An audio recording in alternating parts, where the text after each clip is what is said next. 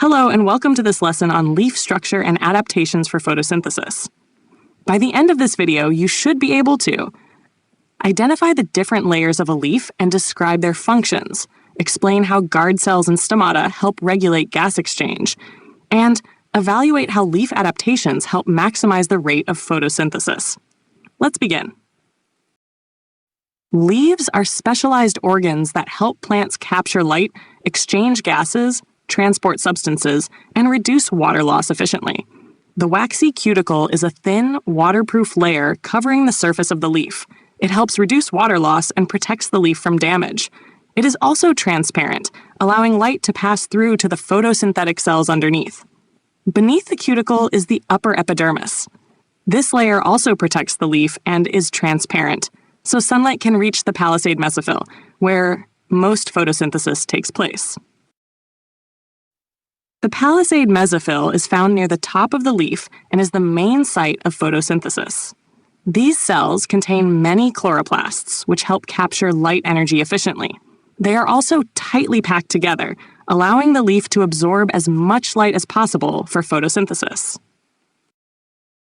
The spongy mesophyll is found beneath the palisade layer. Its cells are loosely packed, creating large air spaces inside the leaf. These air spaces allow carbon dioxide to diffuse quickly to the photosynthesizing cells, while oxygen diffuses out. This makes gas exchange more efficient during photosynthesis. The lower epidermis forms the underside of the leaf and contains stomata, which are tiny pores that allow gases to enter and leave the leaf. Each stoma is surrounded by guard cells. These guard cells control when the stoma opens and closes. When the guard cells become turgid, the stoma opens, allowing carbon dioxide to enter for photosynthesis and oxygen to leave. When the guard cells become flaccid, the stoma closes. This helps reduce water loss while still allowing gas exchange when needed. Vascular bundles form the veins within the leaf. They contain xylem and phloem, which transport substances around the plant. Xylem vessels carry water and mineral ions from the roots to the leaf. They also help provide structural support. Phloem tubes transport sugars and amino acids made during photosynthesis to other parts of the plant. Companion cells support the phloem by providing the energy needed for transport. This shows the main adaptations of a leaf for photosynthesis. Leaves are specially designed to capture light, exchange gases, transport substances, and reduce water loss. First, the leaf has a large surface area. This allows it to absorb more sunlight. It is also thin, which means gases have a shorter distance to diffuse in and out of the leaf. Near the top of the leaf, we find the palisade mesophyll. This layer contains many chloroplasts, which hold chlorophyll. Chlorophyll absorbs light energy needed for photosynthesis. Below this is the spongy mesophyll.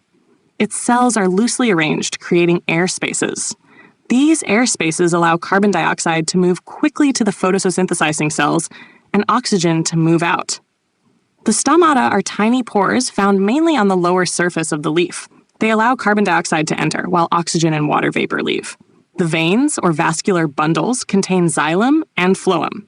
Xylem transports water and minerals to the leaf, while phloem transports sugars and amino acids made during photosynthesis to the rest of the plant. Finally, the waxy cuticle reduces water loss and helps protect the leaf.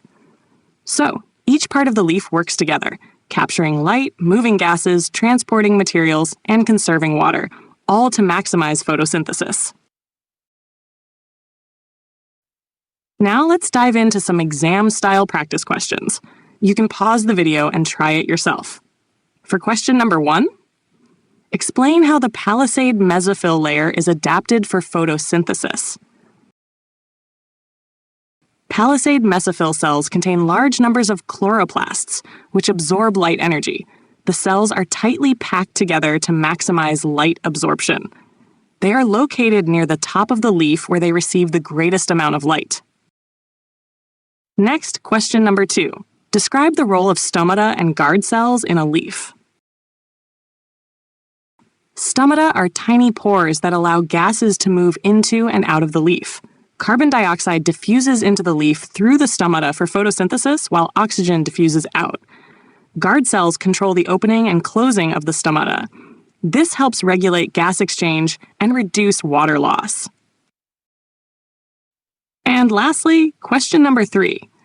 Explain how the structure of a leaf is adapted to maximize photosynthesis. Leaves have a large surface area to absorb more light. They are thin, allowing carbon dioxide to diffuse quickly to photosynthesizing cells.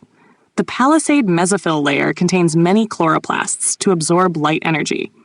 The spongy mesophyll contains air spaces that allow gases to diffuse easily through the leaf. Veins containing xylem and phloem transport water to the leaf and carry sugars away from it.